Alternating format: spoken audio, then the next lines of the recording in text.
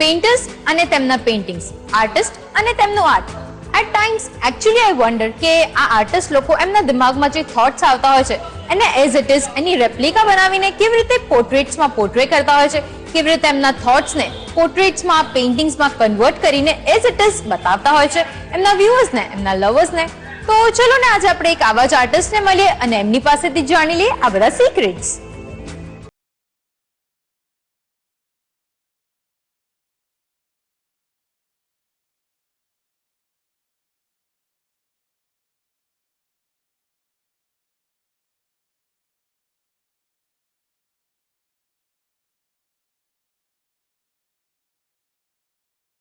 का ट्राई करते हैं तब कुछ ना कुछ अच्छा क्रिएशन ही कर लाते हैं.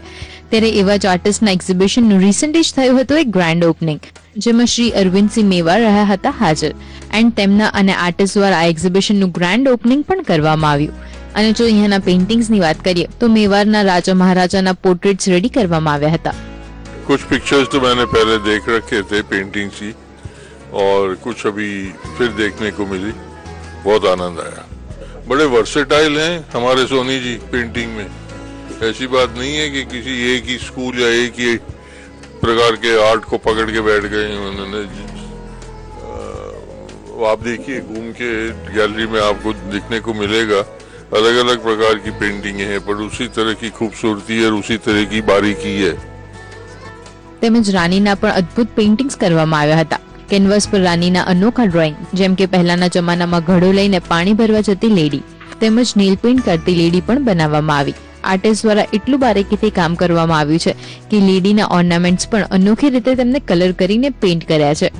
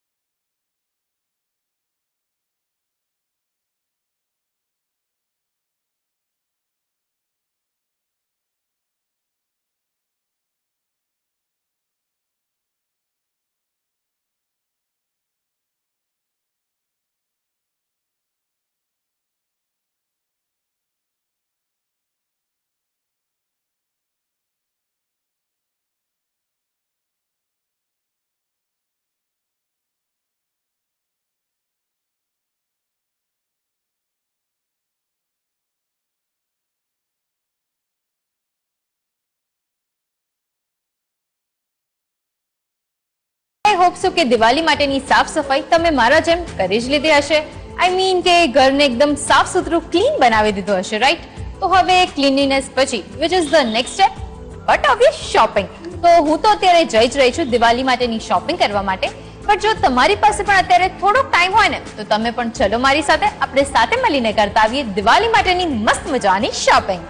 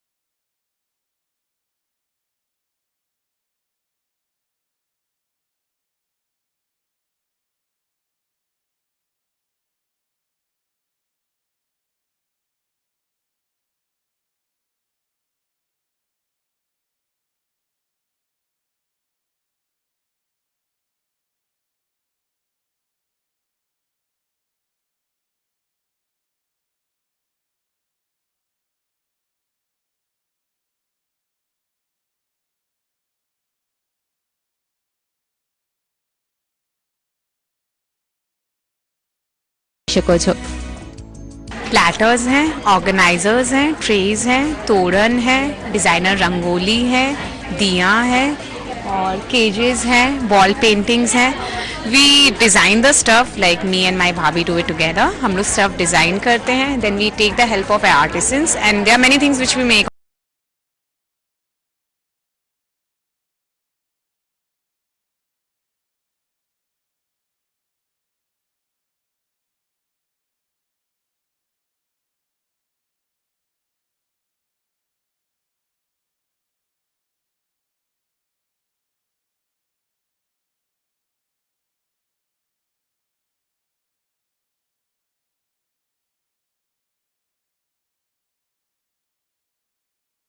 को पसंद हो आप वैसा शेप ચૂઝ કરી सकते हो અને તમે જો સમથિંગ મોર એટ્રેક્ટિવ બાય કરવા માંગતા હો તો તમે પીકોક શેપના દીવા પણ બાય કરી શકો છો. તો આ તો થઈ ગઈ ડેકોરેશનની વાત. બટ ઇફ જો તમારે કોઈને ગિફ્ટ આપવી છે તો ચિલ્ડ્રન માટે તમે આવા કાર્ટૂન કેરેક્ટર્સના બેગ કે પછી કિચન્સ પણ બાય કરી શકો છો. તો ડેકોરેશન માટે 3 લેયર દીવા ડિશ કે જે માર્કેટમાં છે બ્રાન્ડ ન્યુ. તો ફ્લાવર ડિઝાઇન વાળા 1 સ્ટેન્ડ દીવા પણ ટ્રેન્ડમાં છે. તો ડેકોરેશનના મટીરિયલની સાથે તમે ક્રિએટિવ ડોર હેંગિંગ પણ બાય કરી શકો છો જેમાં લોટ્સ ઓફ વેરાયટીઝ અવેલેબલ છે. મોતી અને ફ્લાવર જેવા મટીરિયલ્સથી બનાવવામાં આવેલા ડેકોરેટિવ હેંગિંગ્સ પણ માર્કેટમાં અવેલેબલ છે જેમાં તમે તમારા હાઉસ ડેકોરેશનના મેચિંગ વાળા હેંગિંગ્સ પણ બાય કરી શકો છો. દિવાળીમાં તો ડેકોરેટિવ ડ્રાયફ્રૂટ ડબ્બા પણ બાય કરી શકાય છે. And again if you want to by something different તો તમે કેન્ડલ વાળા હેંગિંગ પણ બાય કરી શકો છો અને તેમાં પણ તમને લોટ્સ ઓફ વેરાયટીઝ મળી રહેશે જે છે લાઈક ડાયમંડ એન્ડ ફ્લાવર્સ વાળા હેંગિંગ્સ પણ તમે કરી શકો છો બાય. इस बार ट्रेज हमारे यूनिक हैं क्योंकि डीकूपिच का सो फार आई डोंट थिंक मैंने इतना ट्रेंड देखा है यहाँ पे.